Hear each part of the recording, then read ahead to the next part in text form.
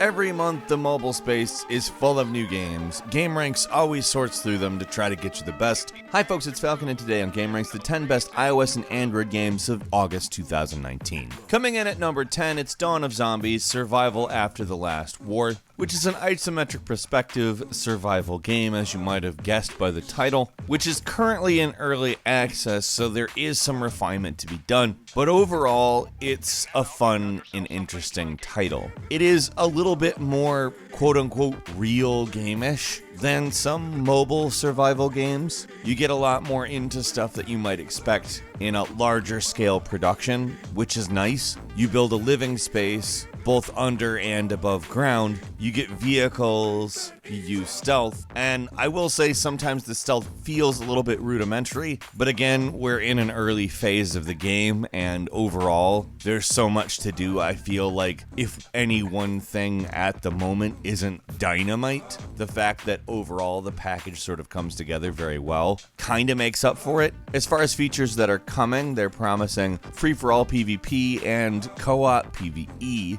and overall, it's a game that I would say has way more depth than we could possibly cover in a minute. Give it a shot. It's called Dawn of Zombies: Survival After the Last War. It's out on both iOS and Android now, in early access. Moving on to number 9, it's Gundam Battle Gunpla Warfare, which I will warn some phones experience a fair amount of crashing, but for the most part, I didn't have any issues. It's an action game in which you customize a mech and then go fight basically everything. The goal is to defeat other players playing the game and collect various items to upgrade your mech. Now, it does have an original story, and they tout that as though it's a big feature, but I would overall say it's not going to affect your experience a lot. It's not really a particularly unique story, but the gameplay itself, if it works on your phone, is quite a bit of fun. I would suggest that as this game gets fixed, there will be more and more people that enjoy it. Gundam Battle Gunpla Warfare is out on both iOS and Android right now.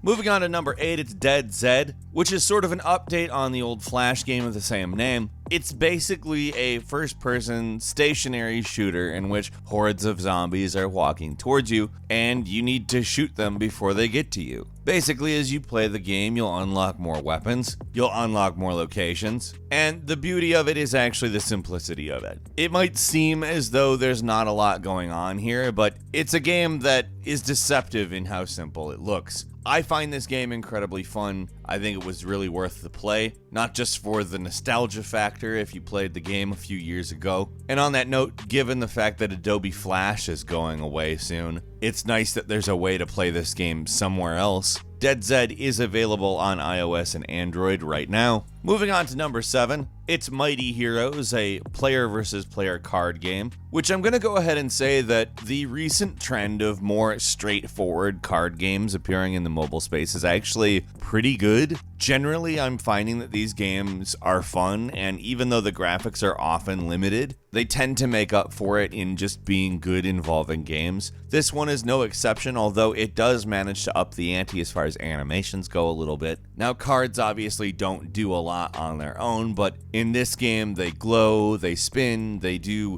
various things that I think do help keep the game both visually interesting and satisfying. Basically, I wouldn't call the rules if this game massively deviating from the norm as far as these types of card games go, so if you understand card games, you'll probably get this. However, I would argue that it's the variety of cards and cohesiveness of experience that I think really makes this one a good one. Mighty Heroes is out on iOS and Android right now. I think you should give it a shot if you're interested in card games. And coming in at number 6, Total Party Kill is a dungeon puzzle platformer in which you have to sacrifice 2 of your teammates in order to solve the puzzle. You control a team of 3, and the overall goal is to find a way to get somebody to the door at the end of the level. That means freezing people into ice blocks, shooting them to the wall with an arrow to use them as a platform themselves, slashing them and throwing them into a button. Honestly, it's a really cool concept, and I don't have a lot to say other than it's really worth your time. If you think what I've described here sounds cool, it absolutely is. Total Party Kill is a phenomenal game out on both iOS and Android right now.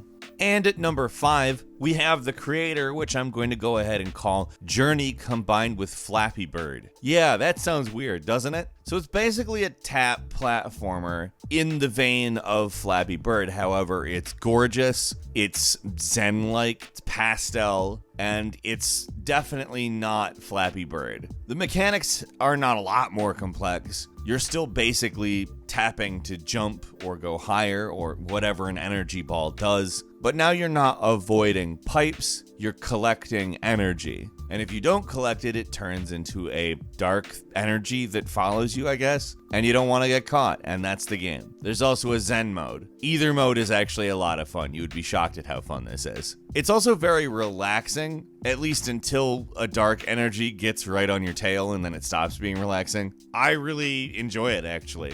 Coming in at number 4 is Garena Speed Drifters, which is a kart racer that actually manages to stand out, despite the fact I have really no idea who any of these characters are, or if they're characters in something other than a Garena game. Garena, by the way, is the developer who has done much more in-depth racing games of a similar aesthetic in China, but playing this game with other people is probably the most fun to do. It is a bit grindy, so don't expect to get competitive quickly, but playing with a friend is a lot of fun. It also has the goofiest, most unnecessary story possible, and I would just highly recommend that. It is not what I would call a good story, but it is so much fun. It's so silly and over the top. Garena Speed Drifters is out on iOS and Android now. Moving on to number 3, it's Gears Pop, which, yes, is a game based on the Funko Pop Gears of War figurines. It manages to take the sort of cover and shoot mechanics and turn it into a completely different type of game.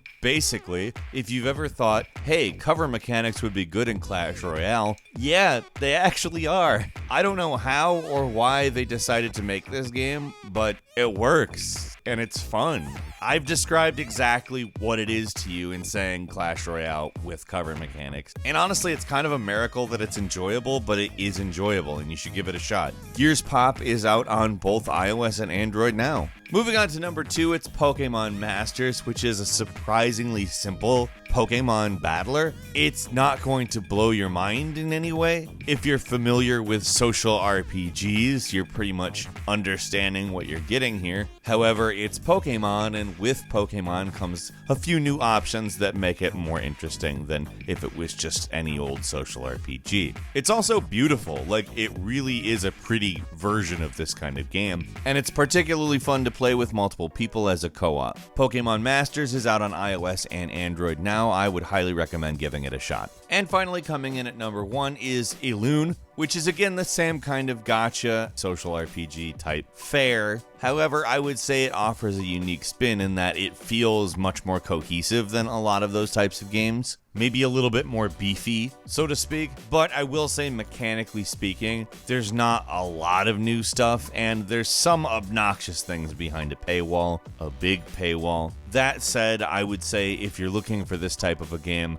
this is a more than fine example of it. I would call it a high-end example of it, perhaps. It's not without its problems, but that hardly condemns it, given most of these games are like that. Elune is out on iOS and Android now. Couple of bonus games for you. We have a hell of a bonus section for you. Obviously, the paid games market has slowed way down, and in some respects, I'm going to say that's been highly beneficial because we're getting games like Dead Cells, which is now out on iOS and will be coming to Android soon. Priced at $7.99, Dead Cells is a phenomenal game that I played on the Switch. I'm stoked it's out on phones because I think it deserves every bit of attention it can get. It's just an amazing procedurally generated Metroidvania, but with levels type game, and I've wasted so much time on it. You need to play it. It's $7.99. Hopefully it'll hit Android pretty soon. And then not only do we have Dead Cells, now we also have Journey on mobile. It's only out on iOS currently, but it's Journey. Journey is amazing. Journey is one of my favorite short experiences, and when I described the creator as Journey meets Flappy Bird, I did it with a lot of reverence for actually both of those games. Journey is one of my favorites. It's simple, it's beautiful, and it's emotional. It's also $4.99 on iOS now. And as if to say, hey, 3 of your favorite indie games should come out on mobile this month, Hyper Light Drifter hit iOS. Hyper Light Drifter is, of course, a game that Diablo and Zelda fans alike will enjoy very deeply. Beautiful game, beautiful music, probably some of the prettiest pixel art in existence, and fun as hell for $5.99 on iOS. And finally, Stranger Things 3, the game, which is out on both iOS and Android. This time around, they made Stranger Things a pay game. The previous Stranger Things was free, as it kind of was an advertisement for the show, but I think nobody doesn't know about the show that's gonna watch the show at this point, so they figured let's make a game that people will actually want to pay for out of this, and it actually works out pretty well. It's a top-down isometric adventure game. I enjoy it. It's a lot of fun. It's $4.99 on iOS and Android now. What games did you play this month? Leave us a comment, let us know what you think, and if you enjoyed this video, please click like. If you're not subscribed, now's a great time to do so. We upload brand new videos every day of the week, and the best way to see them first is, of course, a subscription. So click subscribe, and don't forget to click the notification bell. As always, we thank you very much for watching this video. I'm Falcon. You can follow me on Twitter at FalconTheHero, and we'll see you next time right here on gameranx.